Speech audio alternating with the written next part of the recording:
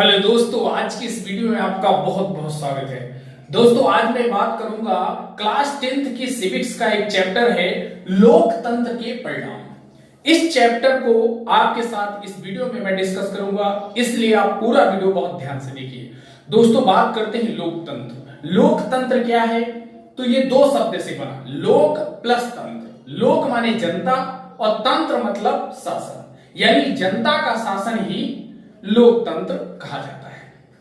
अब बात करते हैं, विभिन्न विद्वानों ने अपने अपने तरीके से इसको व्याख्या किया इसकी। जैसे अब्राहम लिंकन ने इसे जो प्रसिद्धि दी, अब्राहम लिंकन ने कहा कि democracy is the government of the people, for the people and by the people. जनता का, जनता के लिए, जनता के द्वारा शासन ही लोकतंत्र होता है।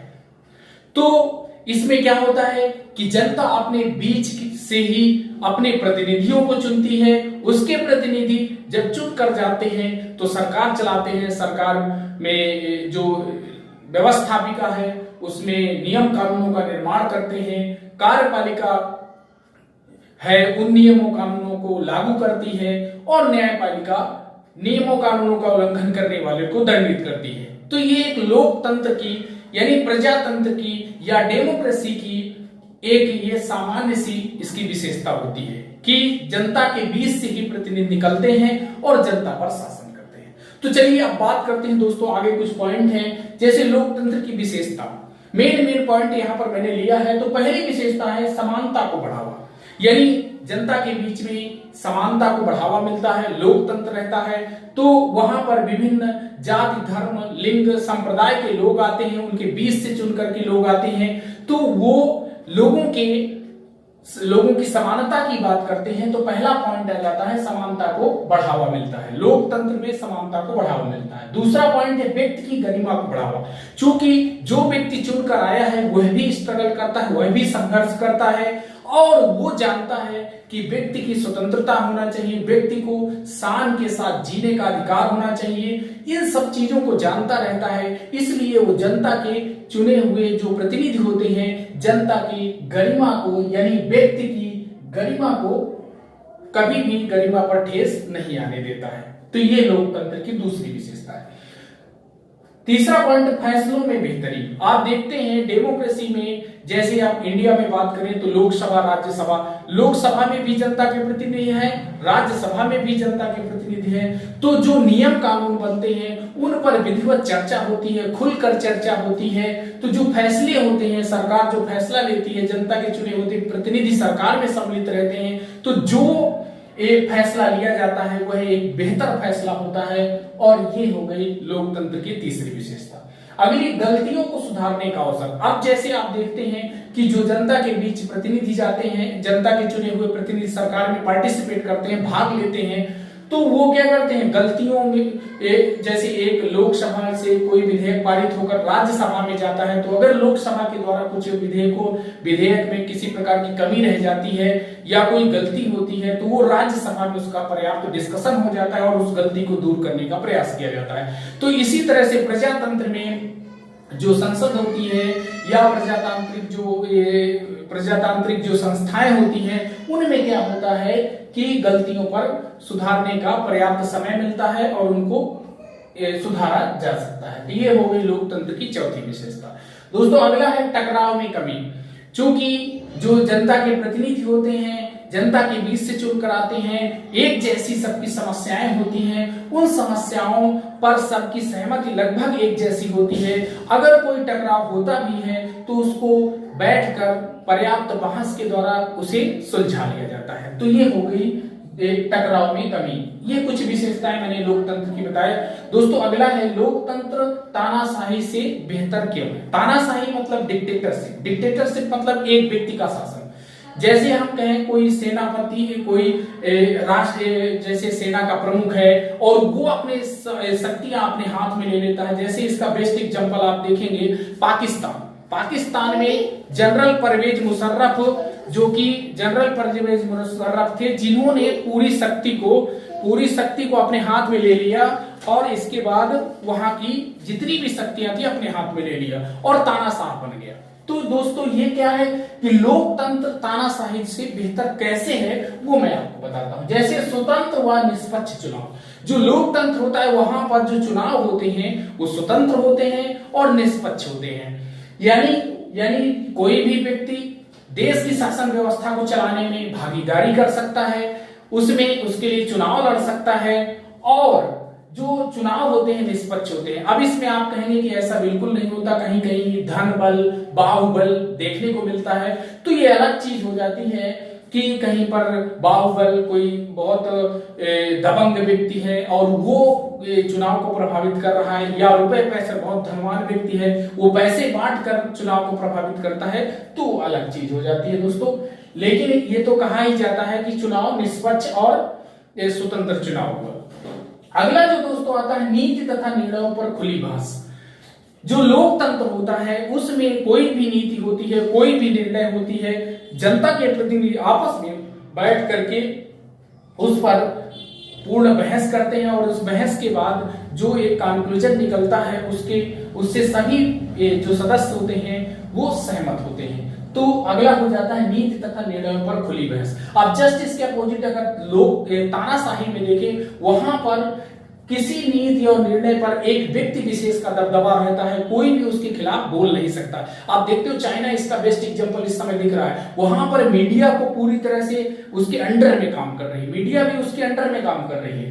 तो वहां पर क्या है, तानाशाही शासन में किसी को बोलने की कोई अनुमति नहीं रहती है। जिम कॉन्ग उन से नॉर्थ कोरिया का जो तानाशाह है, अगर कोई उसके खिलाफ बोलता है तो सीधे से वो गोली से उड़वा देता है। तो आप देखोगे कि तानाशाही शासन में से लोकतंत्र कैसे बेहतर है वो मैं बता रहा हूं। वैध सरकार, जो लोकतंत्र होती है वहां पर वैध सरकार होती है, यानी जनता की चुनी हुई सरकार होती है, जनता के चुने हुए प्रतिनिधि होते हैं, उनका चुनाव होता है, तो इसलिए वो सरकार कैसी होती है, वैध सरकार होती है। अगला जो आता है नागरिकों की स्थिति बेहतर। अब जब इतनी विशेषताएं रहेंगी तो स्वाभाविक रूप से नागरिकों के हितों की बात होगी, नागरिकों के कल्याण की बात होगी, तो उनकी स्थिति क्या होगी, बेहतर रहती है। नागरिक अपने अधिकारों के लिए लड़ सकते हैं, अपने अधिकारों की सूचना मांग सकते हैं, अपने देश की शासन व्यवस्था में भाग ले सकते हैं। तो ये लोकतंत्र में एक ये भी क्वालिटी देखने को मिलती है।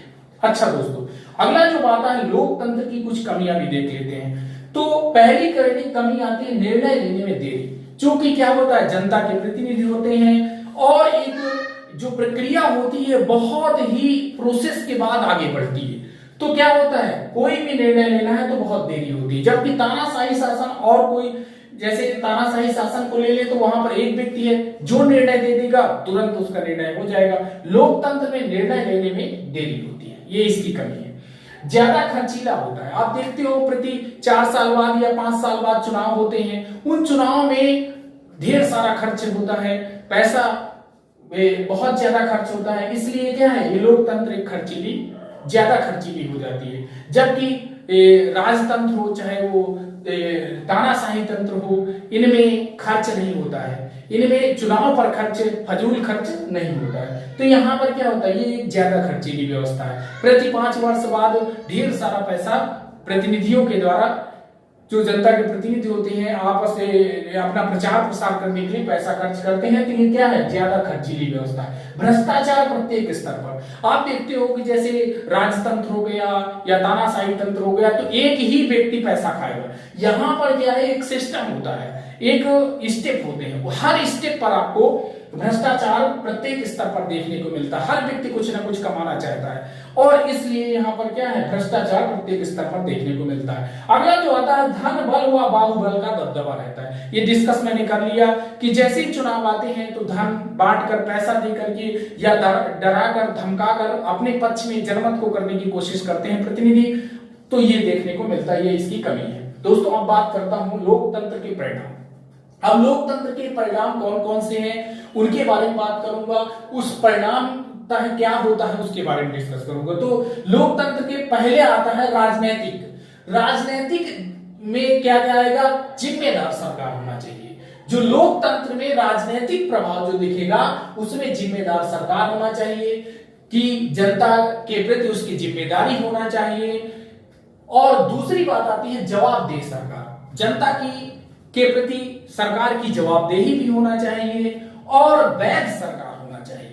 यानी जो जनता के चुने हुए प्रतिनिधि हैं वही शासन करेंगे, तो इसके परिणाम स्वरूप क्या होगा दोस्तों कि राजनीतिक समानता आएगी, यानी चुनाव लड़ना या वोट देना इसके अंतर्गत आएगा। राजनीतिक समानता आएगी, अगर राजनीतिक रूप से जिम्मेदार सरकार होगी, जवाबदेह सरकार होगी और वैध सरकार होगी, तो उसका रिजल्ट दोस्तों क्या होगा कि राजनीतिक समानता आएगी। दूसरा है समान अधिकार होंगे, न्याय और स्वतंत्रता की बात होगी।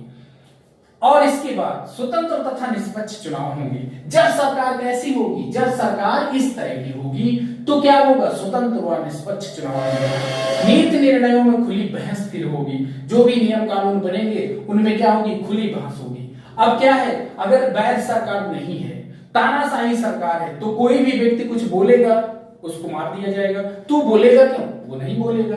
तो राजनीतिक रूप से जिम्मेदार सरकार हो, जवाबदेह सरकार हो और वैध सरकार हो, तो क्या होगा, राजनीतिक समानता आएगी, समान अधिकार होंगे सभी व्यक्तियों के, सभी चाहे वो किसी भी धर्म का हो, जाति का हो, लिंग का हो, संप्रदाय का हो, किसी भी कैसा भी व्यक्ति हो उसको समान अधिकार मिलेगा, समान न्याय मिलेगा और सबको समान स्वतंत्रता मिलेगी।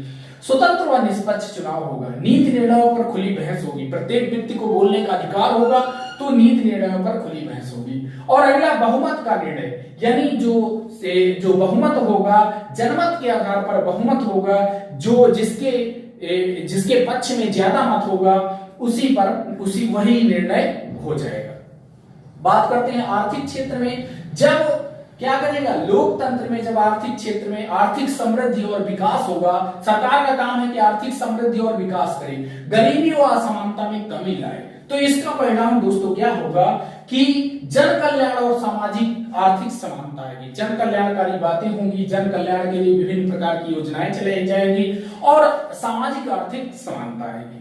जब क्या होगा, आर्थिक समृद्धि होगी और विकास होगा, गरीबी व असमानता में कमी आएगी, तो क्या होगा दोस्तों, वस्तुओं, आय व अवसरों की समानता का न्यायपूर्ण वितरण होगा और धनी तथा शक्तिशाली व्यक्तियों का विशेषाधिकार नहीं होगा। जब क्या होगा, आर्थिक समृद्धि और विकास होगा, गरीबी व असमानता में कमी आएगी, तो धनी व शक्तिशाली व्यक्तियों को विशेषाधिकार नहीं होगा।